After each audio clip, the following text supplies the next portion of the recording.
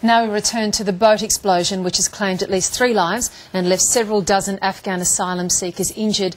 The government says it's still too early to speculate about the cause of the explosion. The opposition says the recent increase in the number of asylum seekers arriving in Australian coastal waters is due to a relaxation in government policy. Opposition Customs spokeswoman Susan Ley joins us now from Sydney. Susan Ley, good morning. Good morning, Joe. Now, Bob Debus was just on the program and he's continuing to refuse to speculate about exactly what caused the explosion on that boat. There were naval officers on board at the time. Do you think it's reasonable enough for Bob Debus to be taking this line? I think it's reasonable for the Minister not to speculate, and we in the opposition support the handling of this crisis. But he spent a lot of time talking about what he couldn't say. I would like to hear him talk about what he and his government are going to do to stem the flow of boats to Australia and to keep safe the lives of those who trust their lives to the heinous crime of people trafficking. So what specifically in the government policy, the changes to border protection, do you say have caused this increase in asylum seekers? And I want to get this down to specifics. Well, having just come back from Darwin, I believe that if we can intercept these vessels and know where they are before they arrive at Ashmore Reef or Coburg Peninsula or anywhere on shore, we will have more time to deal with the situation as it unfolds.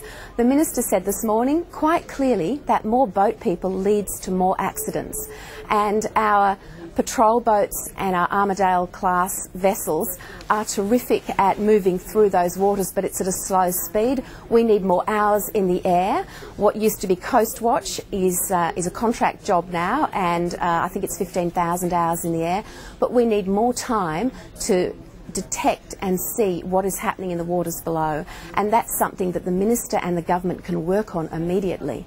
Yeah, so that's the border protection, the practical issue of border protection that you're talking about there. Do you agree with Sharman Stone, though, that the government policies have led to directly led to an increase in the number of asylum seekers?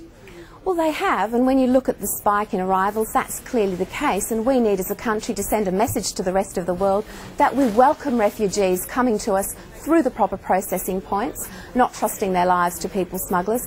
But remember last year in Kevin Rudd's National Security Statement, he emphasised building intelligence and capability in offshore countries, including Sri Lanka and Indonesia, to stop the boats leaving in the first place. Now, that was a good message, but he hasn't backed that up with resources, and he and the Minister are not telling us how they're going to go about that task. It's the most important thing: stop the boats leaving in the first place. The prevailing wisdom, though, seems to be that the problems in the countries of origin is what has led to this increase in the number of asylum seekers. What specifically in government policy do you say has led to this? Well, the dismantling of the Pacific Solution, and yes, we do have a processing centre in Christmas Island, but certainly no longer having temporary protection visas, enhancing appeal rights and allowing asylum seekers into the community after 30 days. So do you really think asylum seekers are sitting over in Afghanistan and hearing about Australia's policy and they're thinking, oh, let's head there?